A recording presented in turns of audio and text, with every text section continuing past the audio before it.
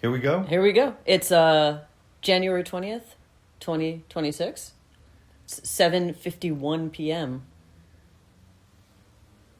And we are in Hollywood, Florida. On the couch. On the couch in the land of entertainment. Where many of these songs started. Yeah? So this is us talking about Don't I Know You From Somewhere, the newest Mr. Entertainment and the Pookiesmackers record, instead of writing about it, because why not? Seemed cool. Liked the idea. And it came out December 21st. Yes. 2025. Winter solstice. Make Music Day. Is it something else? The 21st? No. It's close to Christmas. Roberta Clementi's number. There you go. Roberto Clemente's number. 21. All right. Age at which you can drink. Here. And get a gun. And get a gun. But they're trying to change that. Wait, isn't gun 18? They're trying to change it back. Oh. Okay. Well. Anyway. Roberta Clemente. Roberta Clemente. All right. So, I guess we go. So we're going to go track by track and talk about this record and the songs and how it got made. Yeah. So, first track is called Booty Shaker, and it's also called the TV Party Theme. Because it was in 2025 that you started resurrecting TV Party, or was it before that? No, we had four shows in 2025. Okay. We had a residency at the Vintage in Hollywood. Yeah. And I don't think at the first one we played it, but by the second one, this had become the TV Party theme. Mm-hmm. TV Party was a cable access show in New York City with the great Glenn O'Brien and a cast of characters that we do sort of like a musical of now. Yeah. They played less music, talk more bullshit. And who talks more bullshit than our band? But we play more music and talk less bullshit than TV Party. And we kind of incorporated, a cover song, a different cover song each time that would be linked to someone who recently died. So we did that New York Dolls song, right? And then we finally did Cock a Disco. And we did Blondie. We did Call Me. Yes. So, yeah. So that's just I guess it became the theme for the residency. It's an instrumental, yes, which is perfect for themes. And There's a couple songs on this record, and this was one where I tried to have a new style of playing where I didn't really play a proper chord through the song, and I just moved up and down the neck. So, and it has this cool, somewhere between like the Minutemen and Jeff Beck Blow by Blow. Yeah. And then with like some kind of like Miami bass drumming, like a little bit Miami bass, a little bit just like kind of, I guess, drum and bass, like Amen Break kind of thing in there too.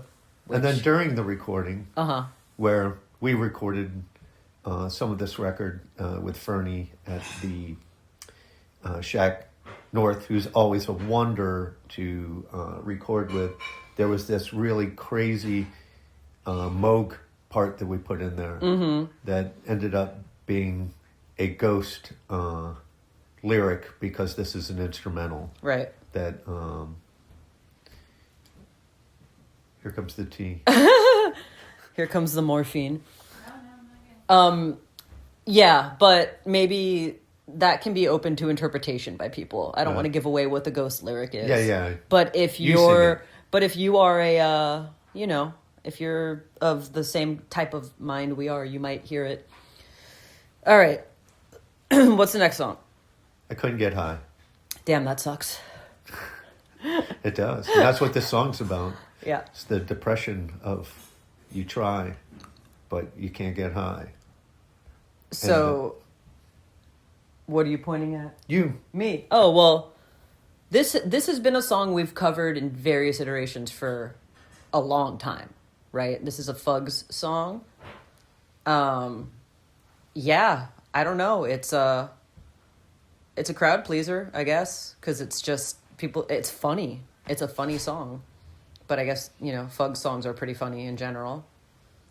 It's a great introduction to some of the dada that comes out of the band for sure, with the lyrics to it. And for some reason, they were like, their version was like, a clanky, wobbly band, which we are that, but somehow we polished it up and kind of made it a bird song a little bit. With the 12th string in there that Mahoney played. And it's really great. I'm so happy to have a Fug song. Yeah, and it's the people who know it, which a couple people have told me. They're like, "Oh shit, the Fugs," and it's like, "Wait, you know the Fugs?" So that's cool. And another odd part is, by the time that we started doing it with this band, Nikki was playing Goo Goo Muck on bass, and she did that bass line. And I said, right, in a different key. This would be Couldn't Get High.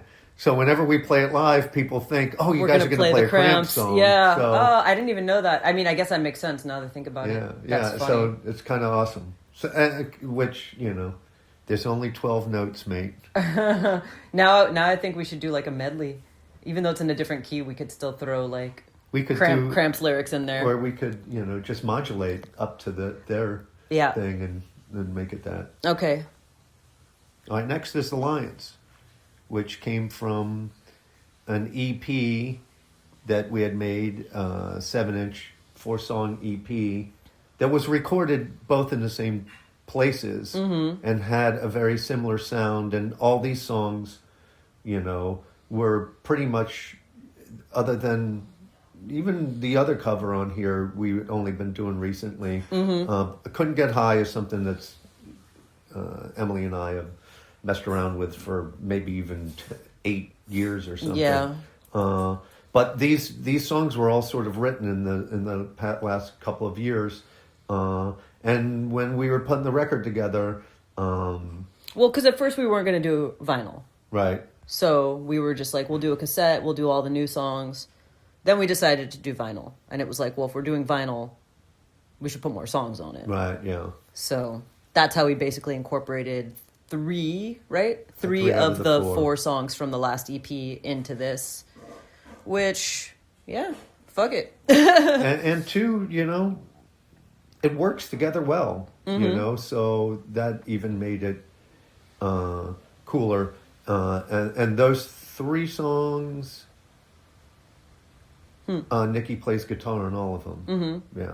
And doesn't Vulo play bass on 2 of them? On what? This one, on The this Lions. One. And on Midnight Turns Straight into Noon. Okay. And I play bass on It's 3M, but those are later. Yeah. This is sort of an awesome rock song. We made a great video with it, and if you want to hear the 4th song on that EP, it's part of the video of this song. Yeah. So, well, the EP's up too on Bandcamp if you want to hear it in its own context. I think we can move on, right? Okay. Invite Me to Your Funeral. This one has been really great playing live because it's not exactly us, It's like The Cure and Bauhaus and Nick Cave. Yeah. And I think people are kind of confused when we play it, especially because we'll play it kind of early in the set, too. Or that's what we've been doing since we started playing it live, and it's people are like, okay, they just did a thing called Booty Shaker, and I couldn't get high or whatever, and now they're playing a fucking dark, boomy funeral procession song. Right. So. And the inspiration is, politicians out there that I may disagree with due to them trying to, eliminate people and not do the right thing. So, this was easier than saying, I'd like you dead, invite me to your funeral, I'll gladly attend. I will buy your casket for the good of all men, So, and then it just goes from there. It's really cool. It wasn't exactly a song. It was also pretty a minimalistic like way of writing this one too. You know,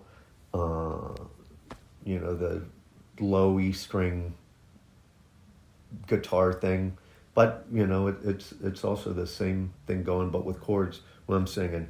Love the song. Seems to like knock people out when they play it. Yeah. Fernie in the studio was like, "Oh my god, none of these songs sound the same. It doesn't even sound like the same band," which is something that I've always been about, anyways. Yeah.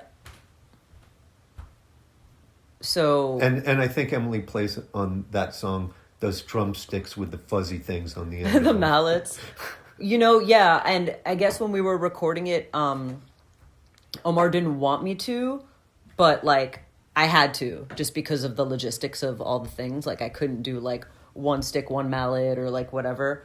And I think it turned out fine. It doesn't sound like blown out or weird or anything. I just was good about not like bashing the snare with it.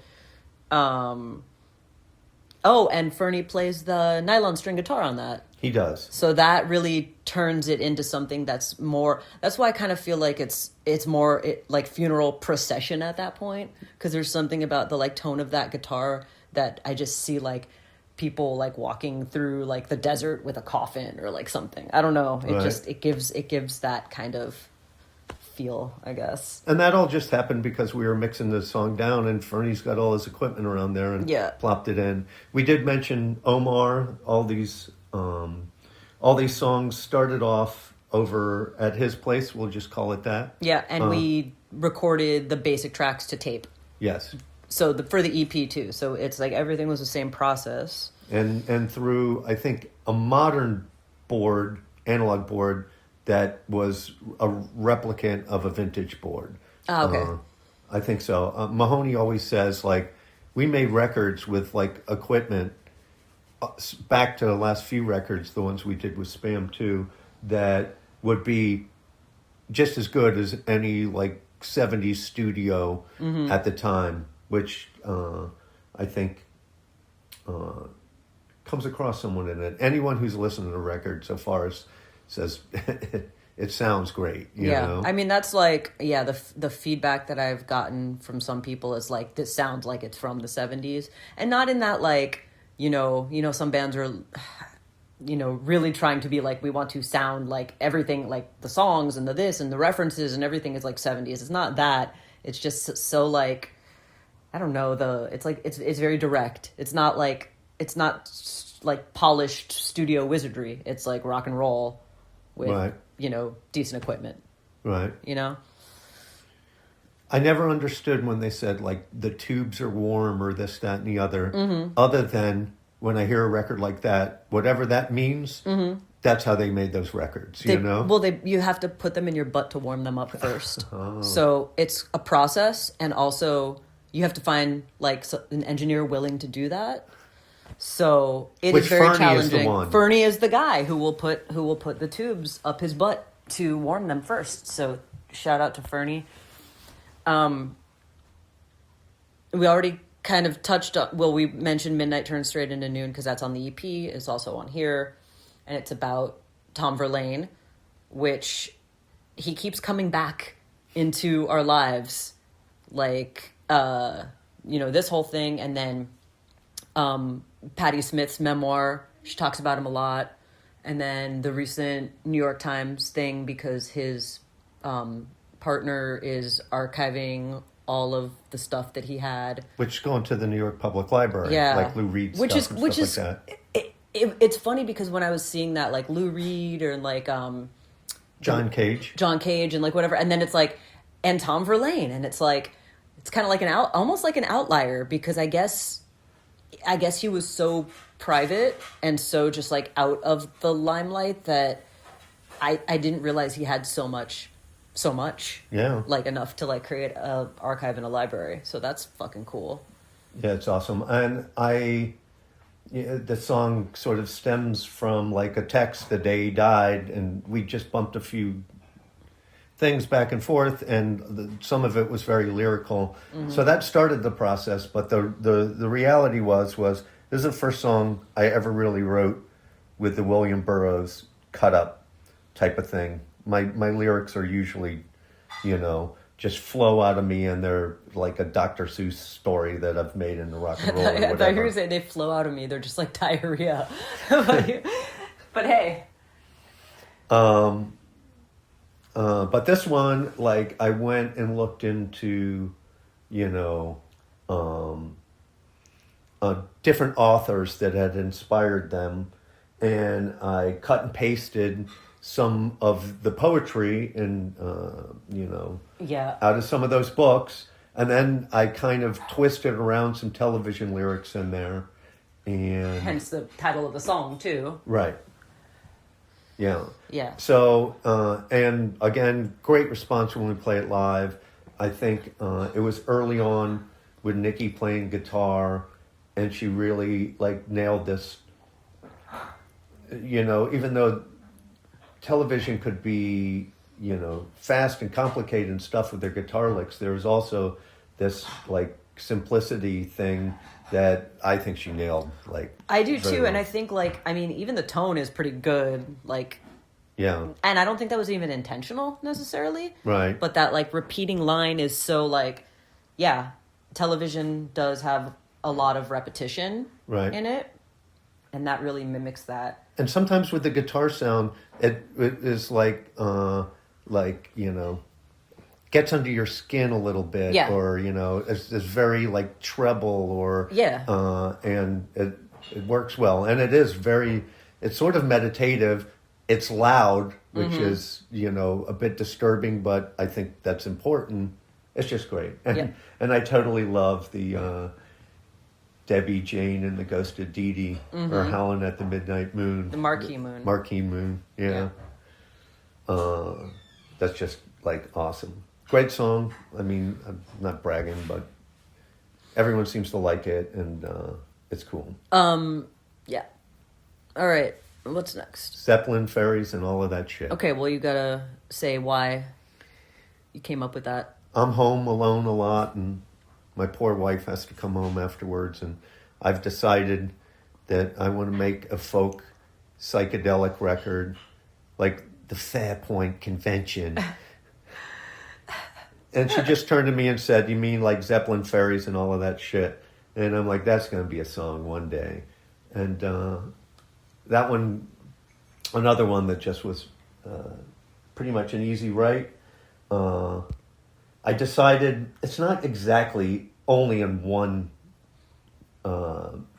note, but it's basically just a run on the D chord. Yeah, Steve loves to hang on that D. Yeah. And a mix of two things going on. There's a walk down in it, but really, I'm in the D position the whole time. Well, and also, when I heard it before there were drums or before it was completely done, I was like, well. And Zeppelin was in the title. And because Zeppelin was in the title, I was like, well, this needs to the drums have to be like a shuffle, right? Kind of like a Bonham shuffle, but it goes. I hold it a little bit longer. It's not like that exact pattern. It's kind because when it comes to the D, you hold it longer. Hold the D right there. It's kind of like a Bonham shuffle. It's like all the shuffles together. I'm doing like Purdy, Bonham, Porcaro. It's a shuffle orgy, but not really getting fancy with like fills or anything, because the rest of the song is like that too. There's no solos that jump out. There's no whatever. So everyone's kind of like keeping it even throughout the song. It's definitely like a drone. Yeah, it's like it's very drony. So it's like psych drone in that sense. And then Fernie played the bass clarinet on it, right? And Mahoney played the Moog on it. Yeah. And the lines in that are really, they work off each other well. Yes. And as much as I play the same thing repetitively, Nikki plays the same thing repetitively, and it's pretty long, and it's always one of those songs that, like, she came up with this simple but complex or complicated way of playing these notes that she's just like, man, that song hurts my hand every time we play. But as we were having it mixed by Fernie, this is the first song that he had finished on this recording of these songs, the second set of songs after the EP that we recorded, that he sent back to me. And he said, hey, I made one edit to the song, and if you don't like it, don't worry, I'll put it back. He was kind of apologetic, and like, the song does the same thing through the whole thing, and he has a dropout at the beginning of the last verse. And it's awesome. Oh, man. If anything is 70s, analog sounding thing, this just is like tips. I mean, he pulls the D out, and you just have this like wide open space. Well, he kind of does, and I think it's just bass and the clarinet, actually. Yeah. Yeah, and the drums come out too, which is great, because once the drums are just kind of like, they don't stop. It's very like, continuous, like a, it's kind of theatrical. Yeah, a little bit. Yeah. Yeah. It's awesome.